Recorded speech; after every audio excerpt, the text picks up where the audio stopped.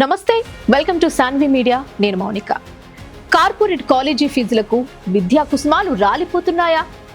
కాసుల కోసం ప్రైవేటు కాలేజీలు విద్యార్థులను అవమానాలకు గురి చేస్తున్నాయా? పేరెంట్స్ ముందు ఒక మాట, పిల్లల ముందు మరో మాట చెప్పడం వారికి అలవాటేనా?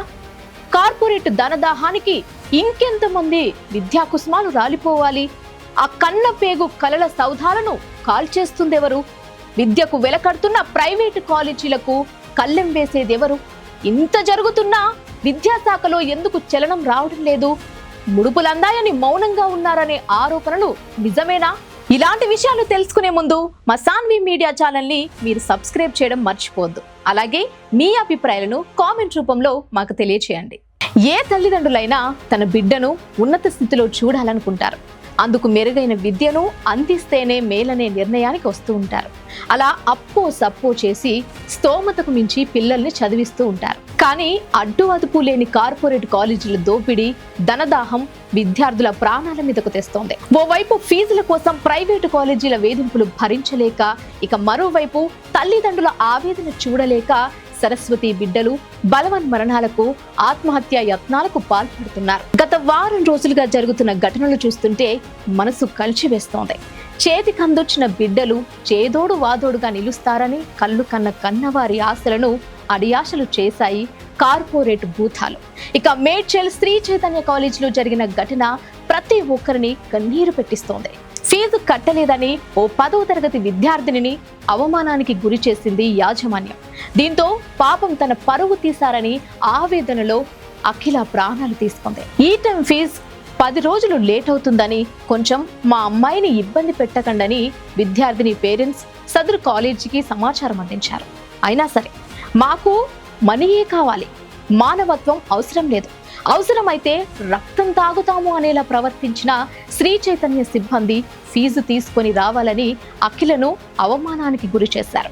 దీంతో అవమానం భరించలేని ఆ బిడ్డ ఆత్మహత్య యత్నానికి పాల్పడింది. చావు బ్రతుకుల మధ్య పోరాడుతూ ఈ కాసులకు కొమ్ము కాసే కార్పొరేట్ కాలేజీలో ఉండలేనని చివరకు తనువు చాలించింది. కార్పొరేట్ కాలేజీల ధనదాహానికి ఒక అఖిల మాత్రమే బలి కాలేదు. బాచుపల్లిలో ఓ విద్యార్థిని, నారాయణ కాలేజీలో ఓ స్టూడెంట్, ఇలా చెప్తూ పోతే నెలలో దాదాపుగా 5-6 విద్యా కుసుమాలు కాసుల దాహమున్న యాజమాన్యానికి బలైపోతున్నారు. ఇంత జరుగుతున్నా ప్రభుత్వం మాత్రం నిమ్మకు నీరెత్తనట్టుగా వ్యవహరిస్తోంది. రాష్ట్రంలో విద్యాశాఖ మంత్రి ఉన్నారా? ఉంటే ఏం చేస్తున్నారు? అసలు ఫీజుల నియంత్రణకు కమిటీ ఉందా? కమిషన్లకు కకృతి పడి వారు కాలు బయట పెట్టడం లేదా అనే అనుమానాలు ప్రజల్లో మొదలవుతున్నాయి. అయితే కార్పొరేట్కి ధీటుగా సర్కారు విద్యా సంస్థలు ఎందుకు వెనకబడుతున్నాయి? నాణ్యమైన ప్రభుత్వం లేకనే నాణ్యమైన విద్య అందడం లేదా? ముందున్న నాగలి సరైన దారిలో వెళ్తే వెనుకున్న నాగళ్ళు సరైన దారిలో వేస్తాయి. ముందు మన నాయకుల పిల్లలు సర్కారు బడుల్లో నాణ్యమైన చదువు అందుతలేదనే ప్రైవేటు గేట్ల దగ్గర నిలబడ్డారు.